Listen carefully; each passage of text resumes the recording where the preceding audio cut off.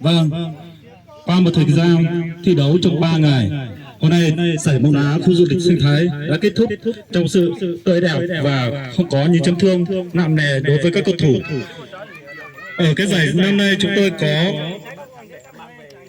cầu thủ vô phá lưới Lầu A Tủa với số bàn thắng là 8 bàn. Xin trân trọng kính mời đồng chí cầu thủ lên để nhận giải. Hai cầu thủ xuất sắc Lầu A Lử, 3 thủ môn xuất sắc Lầu A Thành. Cả 3 cầu thủ đều đến từ đội Tiền Hồng A. Sau đây xin trân trọng kính mời đồng chí Lia Dơ, trưởng ban tổ chức, và đồng chí Lê Sống Hờ lên trao giải cho các cầu thủ.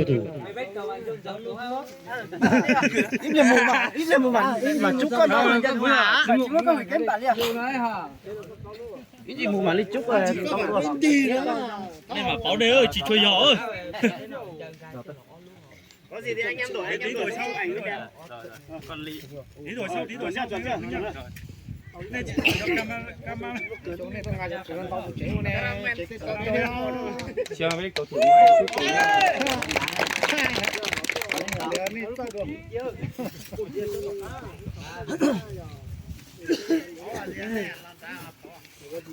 mày biết tàu nó ăn chân giống cũ nữa. Tiếp theo là phần trao giải 3 cho đội Tia Ló Nason. Xin trân trọng kính mời đồng chí Lia Dơ, trưởng ban tổ chức, và đồng chí Đi Sống Hờ lên trao giải cho đội có thành tích về 3.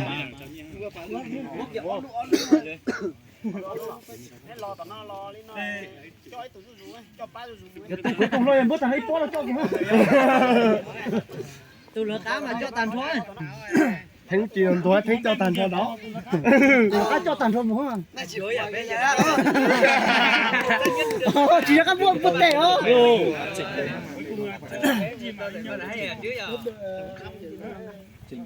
Nó tàn cho đó thấy cho chứ ba. Chính vì sao? Nó chỉ lên thì cho nên cho có chỉ phỉ nó.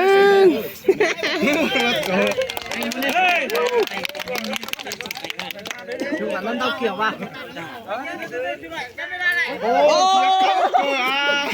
Để ông anh ở dưới đi. Để ban tổ chức cái được nữa ấy. giờ biết đồ Cháu ơi chủ ấy, cháu ấy.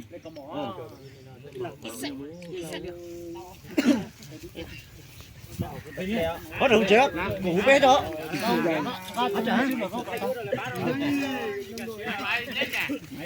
là sao giải lại tao bảo khai rồi.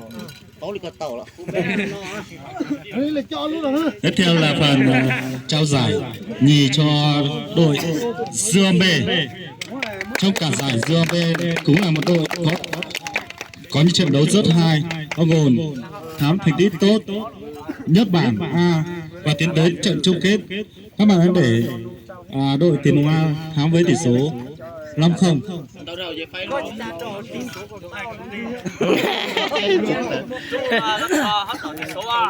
Hơn là tỷ số.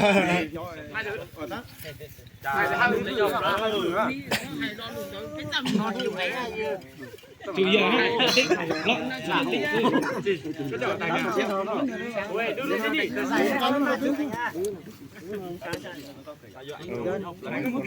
Tôi mới à, thì ra cái của tao à.